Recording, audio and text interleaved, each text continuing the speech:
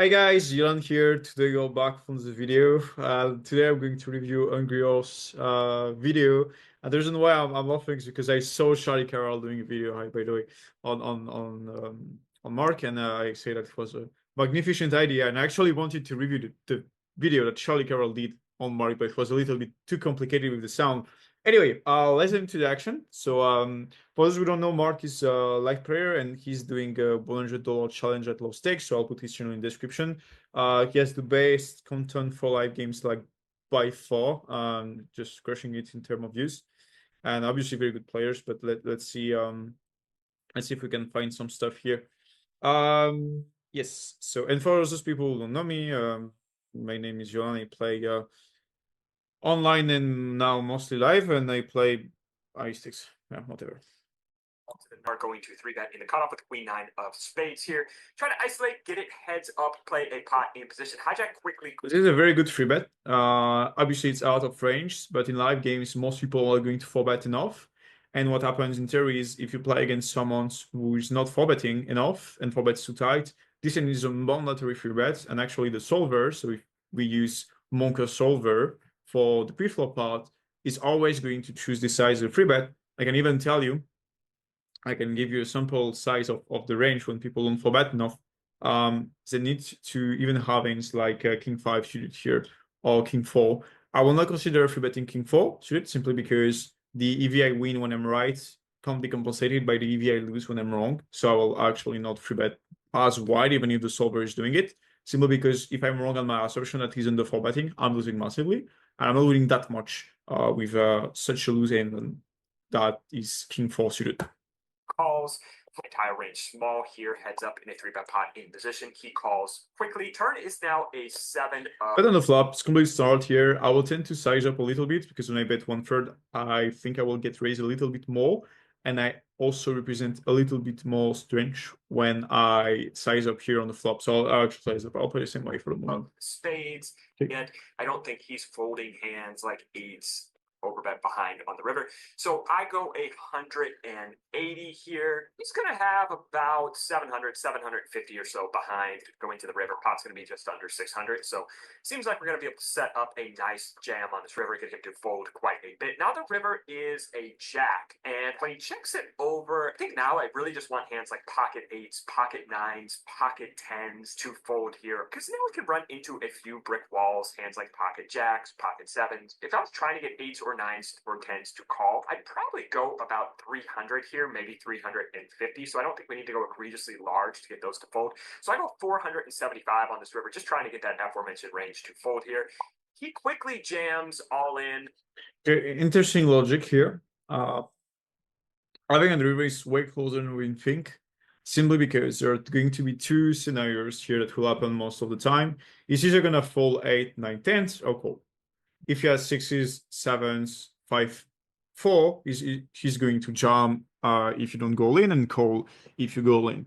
I don't think he has any ace jack, so basically we're going to get called by jack, 7, 6s, 5, 4, which in total, if they're weighted at 100% to the range, represents 13 combos. That's a lot, and we target 8, 9, 10s, which are 15 combos. The reason why I'm not bluffing with queen 9 in these spots is simply because if my opponent is calling, let's say, pocket 8 on the turn and calling it on the river because he perceives me as aggressive, he's folding absolutely nothing. And yeah, he might have also hands like 5, 6, that's true, or even hands like ace 5 maybe. But I assume that when he has too much and all the time his range will be there pocket 8, and pocket 8, pocket 9, pocket 10s will always be there in his range. If he start not folding them and calling everything, my bet is absolutely terrible in EV. I lose around, if I bet 500, I lose around 500. And if he start folding pocket 8, pocket 10s, and pocket 9s, I'm actually not winning that much in the spots, simply because he's always going to arrive with hands that are going to call me all the time. So the way the EV discrepancy here is not extremely your favor, simply because there are not enough scenarios where you are going to win like massively all the pot, and it can't compensate the EV loss you have when he's calling all the time pocket 8, pocket 9, pocket 10. So I don't think it's a good bluff, and I will actually anticipate that on the turn, and I will play differently the turn. The way I will play the turn here is actually quite simple, and it's an exploit I'm doing all the time. Because so I remember I played the N in Asia. It was $80,160, so like NL 16K. And I play a hand where on the turn I actually size up, and I jump the river. He snap call. He had nuts, and I thought a lot about this hand. A bit tilted to lose, and I actually understand that the best was actually to size down, simply because when you start betting smaller in the spots. So let's say you bet smaller. Let's say you bet you bet 15% pots. Okay. What's going to happen is he's going to often raise hands like 5-4 and raise the full houses region, or he's going to either call and lead after. Okay. And he's going to call the weak region, and after he's going to fold it against the river bets. And so the difference between my line with the smaller size I will use and the mark lines is that in my lines, he has more raise with the nutted region, and he can even raise ends like pocket tens or pocket nines, but I don't mind if he's ring this, because I know I will focus myself towards ends like pocket 5, pocket 4, pocket 8, pocket 9, etc. So obviously when I say the calculation, I didn't put into account all the combos. Okay, he can also have a 6, pocket 5, pocket 4s. But the logic is, I think we need really him to fold 100% of the time these combos in order to have a profitable bluffs. And I don't think this EV we are winning here is compensated when he's actually calling them because he thinks we're aggressive and stuff. So I actually consider betting small just to let him raise a stronger region. Call the weaker one, and I will continue the bluffing aggression, but only with this 50% size on the turn, which allows me more fold equity on the river. Yeah. So let's go into the other end. That goes into So I'll play bet, but not with the same size. Yeah. ways. And 75 out there. We've got ace jack. Okay, so next hand here is pocket 4. Big blind, I'm going to call. So 4 ways draw. So we open a pocket 4 on the low jack. I'm actually against open here when you play low jack. I think it's not the best strategy, and having a limping strategy, also something we see in the Miron terrain, is probably for me the highest EV strategy, simply because a lot of hands when you open, the EV are coming from the main part is coming from having high fold equity. When you open a hand like pocket ace, for example, or king 9 suited UTG, the EV it has in theory comes from having fold equity. But in live games, when you open, it's quite rare to have a walk. People are calling way more than they should. And so we have a way lower amount of fold equity. And so it increases not our EV with some hands, and increase our EV with some hands. But the thing is, when you have aces and you get called 4 times, are you that happy? Obviously, you're gonna win more money if it goes like for smaller open and less calls, but you have to place them passively. A lot of players are going to realize equity quite well. Whereas when you start limping, you can actually start putting more money against stronger hands that will easily your limp. And when you open, you get free bets. 100% of the range that free bet you when you open UTG is going to easel your limp. So you can actually start limpy raising instead of like open for betting. And in this case, doesn't change much. Okay, let's say he's isoling tight, free betting tight, doesn't change much.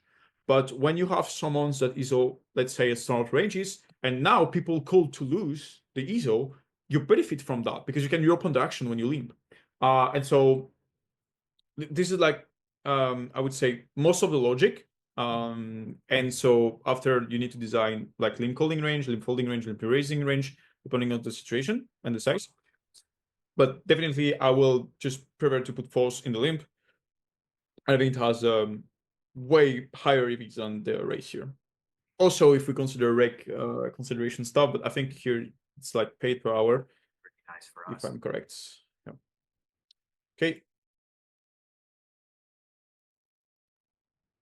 And also the ends we are going to VBIP are allowed to like put some ends in the pot plus fold for way cheaper size than if I open and fold to the free bet.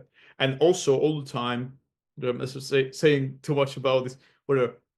When you limp, what's going to happen also is the ISO people are going to do is going to be way too small. It's like way too small.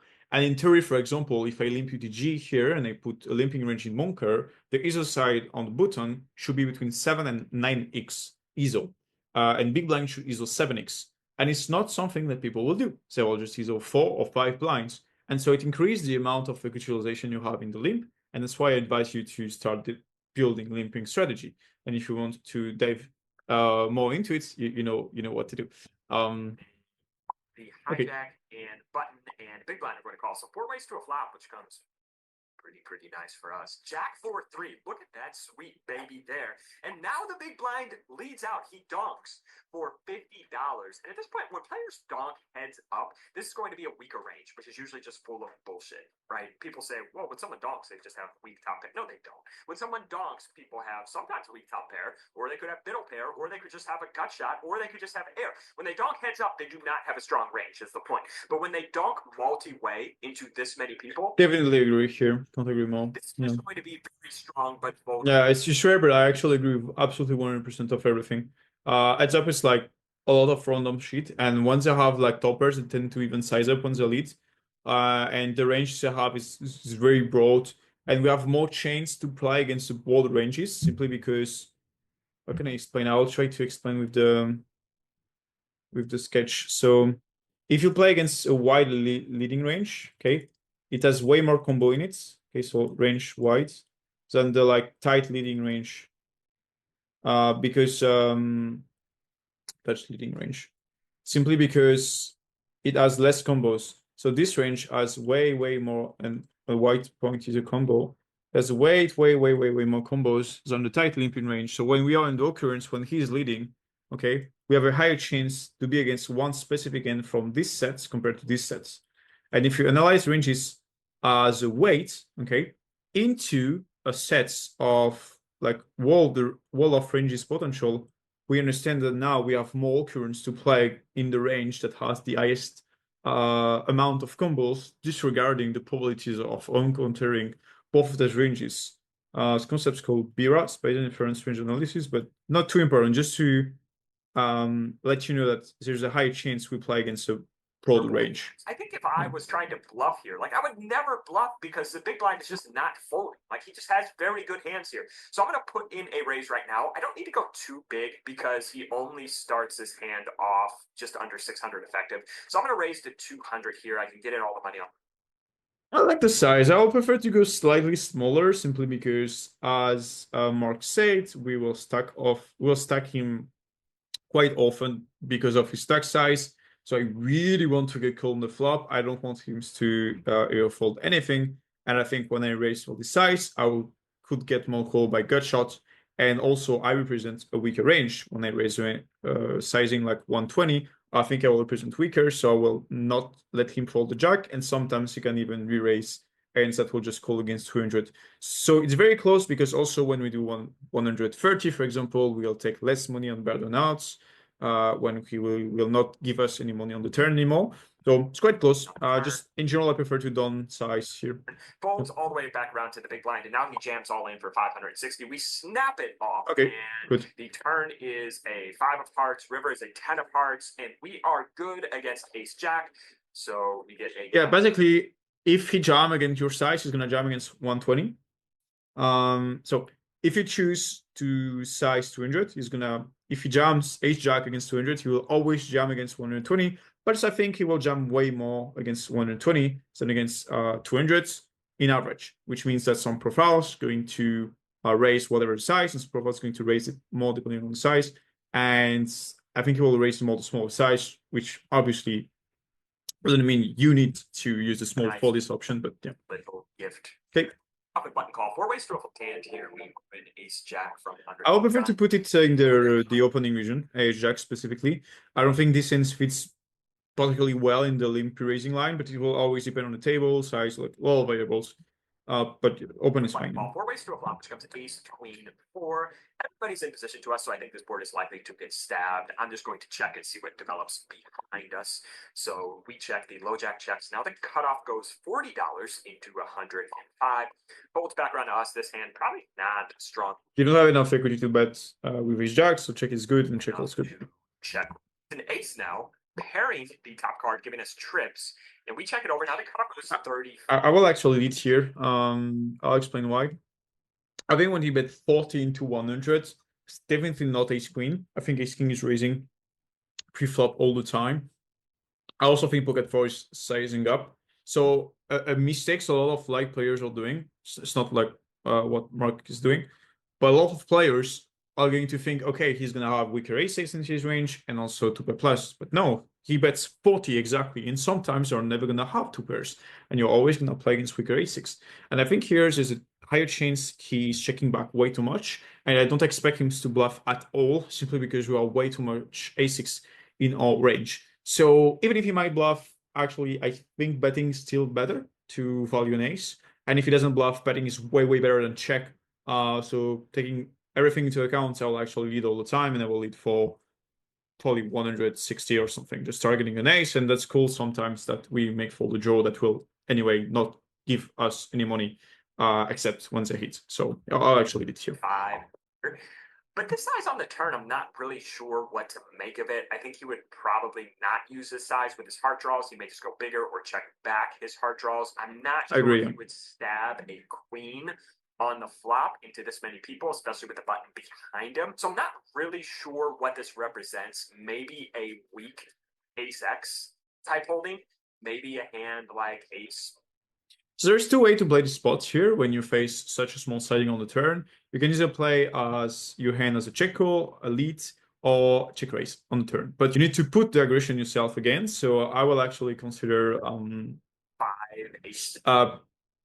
Probably calling and leading here in the spots, but I also like the race. I think it's actually probably better. Like so check raise here and try to get value from those hands. So I check raise big here. I don't think an ace is folding. I go 235, and he is going to call. River is now in 8 of hearts, so the front door flush draw does come in. And at this point, I think we're going to be hard pressed to get value from a hand like ace-7. What does our hand look like when we check call the flop and check raise the turn? Well, it looks like we have ace-king or a boat or something like that. This is a thinking player against a more recreational player. I may just block this river, thinking they're just not folding a hand like ace-7 suited or something like that. Against this guy, I'm not sure he's going to pay off when they run. I disagree. Like, I agree with the logic, but I disagree on the move. I think you need to separate block between 30% block and 10% block, because I think he's absolutely literally never folding an ace. Because if he has like ace-9 or ace-7, he can think we have a weaker ace-6. I would just bet so small. So I will tend to bet 55, 60 here, and I will expect to get called by all the weaker a6. As Mark said, I think he has no heart combos. Maybe he has some a6 of hearts that's actually possible. Yeah, that is actually possible, and it makes more sense for him to bet a6 of heart on the flop compared to like ace-9 of spade. So it's very close between check and block, actually. Yeah. Considering this, I think check is okay. But I still think we have too many value on a6, and people are not going to bluff this spot much because they're too scared of all the boats we can have. So I will just bet 10%. It's very close to the check. So. Check. He checks it back, and we actually end up chopping against the exact same hand. Interesting. He's got ace jack as well.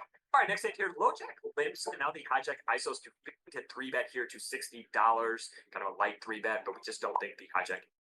Here, low jack limps, and now the hijack ISOs to $15 over limp. We're at the cutoff with jack-7 of diamonds. I just don't think this size is going to be indicative of. So this is a very good re-raise, simply because limps are often very weak, and ISO 15 is sizing is too weak. So you need to change the range depending on the ISO size you are facing.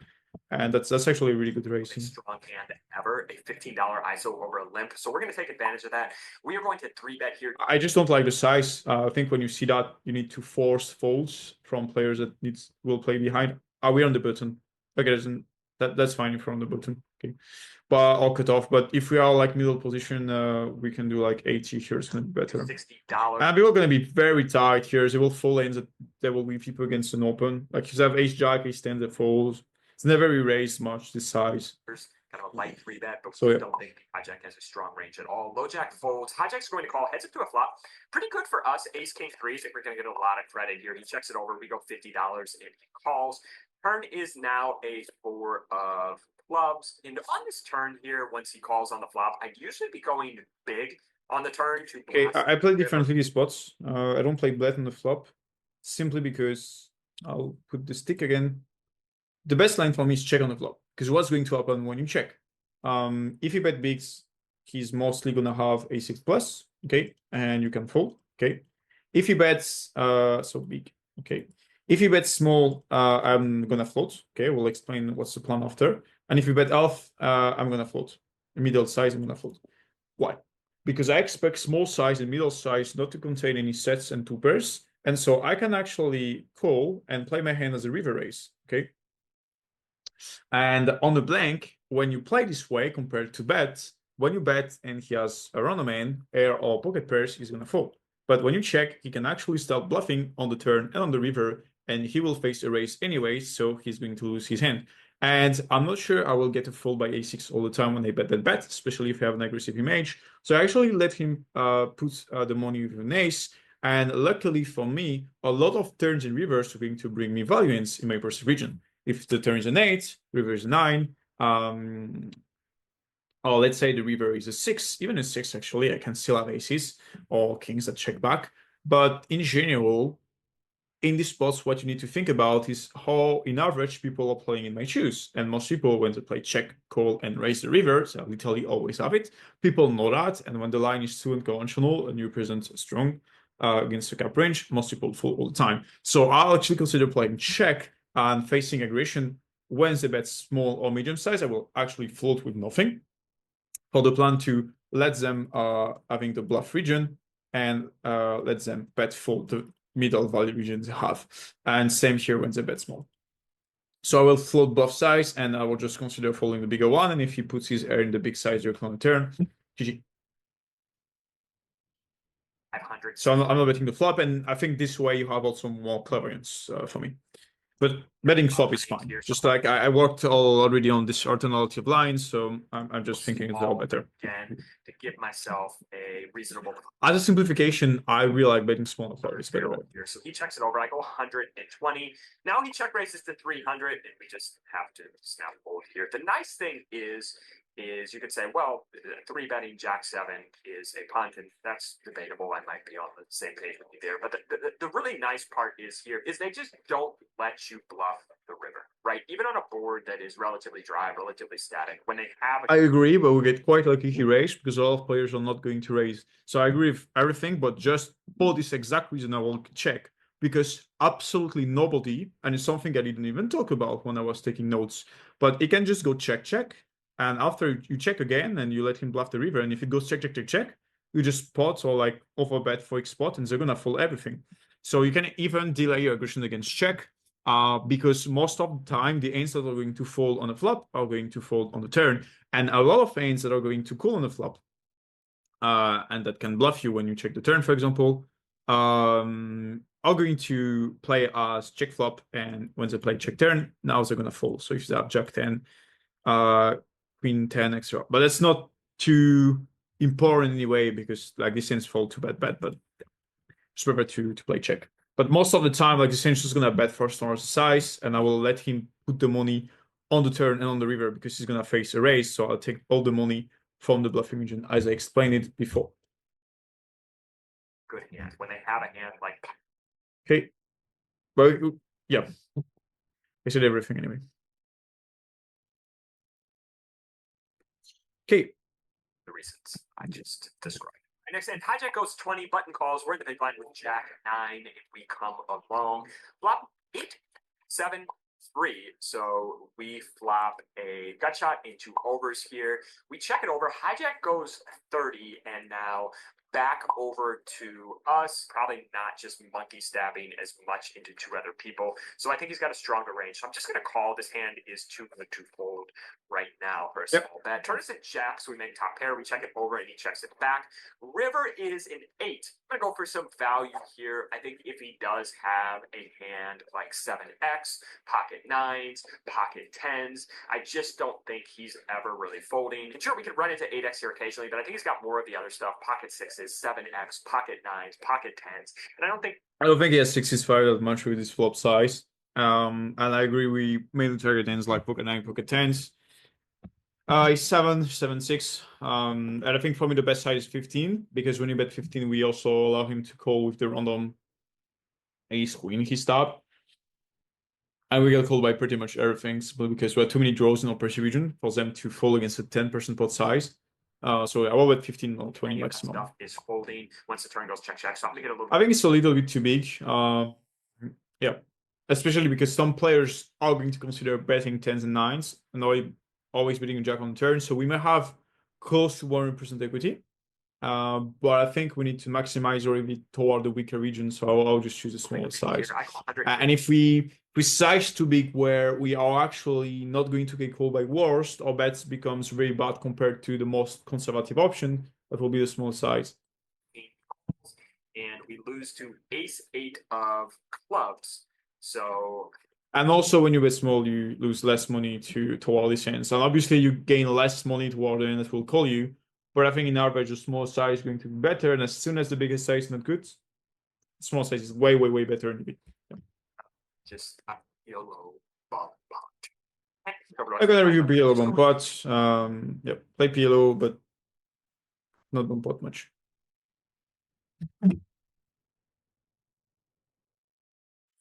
LoJack limps, and we are going to ISO in the small blind to $70. Now the big blind calls and the LoJack limper. I don't know if it's 510 or 55. I think it should be 510 actually. No, it's 5 because there was a limp. It's a very good exercise. It's quite funny because I do the same things. So yeah. Comes along as well. So 3 ways to a flop. Ace Queen 7, 2 players in position. But yeah, it's a very good size, and the best size you can do is actually size isolating like 10 to 12 exposite. I think the flop is likely to get stabbed. So just checking my entire range here. We check, it checks through. Turn is a. I don't really like checking. I think you have more benefits by betting these hands. You want to deny the residual equity like pocket pairs and get called by hands that will put money in the pot when you check. So I real hand don't have residual values, but for me it will be way more effective to apply the super small size. So you actually deny hands like pocket 8, pocket 9s, pocket 6s, pocket 5s, and you take money toward hands like King Jack, Jack 10. And when you play very, very small size on the flop, check checks, they will often start betting an ace either on turn on the river. So you also get money from this hand that will start from themselves. And you let the bluff region playing call flop, check, and bet after. So I think betting flop is way better, and obviously will not be the case if you start betting one of hands like 7x or pocket pairs. But because in a live environment, it's not going to happen enough, I assume betting small is way better than check. So I don't agree with this. At this point, time to come out and start putting some money in there. There are diamonds out there. There are clubs out there. I have 160 here. I actually think I could maybe go a little bit bigger. Like if I went like 225 here. Targeting. That's fine. It's close. All of these. Flush draw. We are letting him off the hook. He's going to call any other ace. And I think by betting here, we just kind of let him off the hook. He's going to call with any ace to check back the flop, and we'll chop with that hand. And if we check here, we can give him a chance to stab with his busted draws. So I'm actually going to check here. He goes 160. And I'm going to put in the quick call here. And he announces 2 pair, and he shows ace queen. So we actually checked ace queen on the flop. Just a note, the small river bet in position is almost never a bluff. It's almost always the value. Next hand, Straddle's still on. Yeah, I agree. River is actually very close because I don't see him bluffing a queen for his size. I don't see him like having clubs that play check flop, call, and bluff for his size. So it's mostly gonna have actually values. But I think it's a bit so small, there are 2 random like a6 from ends, so I'm actually not folding. And I think in these spots, when you bet small, he's gonna raise his queen all the time. But I mean, when we check, you should bet all the time, so it's not gonna change much. It's almost never a bluff. It's almost always. I'm talking about the flop. And the river, the only thing we can do betting 10% to like re-raise, but I mean, we're targeting at the end like a 10 mix of club. King Jack, I don't like to bluff against such a strong range when I don't know the guy, but that's actually doable to like size down by the Queen X region. And so you just play 10%. If he wants to bluff raise, he's gonna fold against your free bet on the flop. Okay. If he is not bluffing the size, and he's gonna call sometimes Queen X. Okay, and he's bet folding the nutted region that he is not. There is not a nuts against free bet. Yeah, but check's fine. Whatever. Players ISO from. You're already crushing 5-5 and or winning at 5-10 plus. Just fulfill the link in the description. I'll be contacted by a member of my team to see if your profile fit with the monitoring. Hope you like this video. See you for the next one. Bye guys.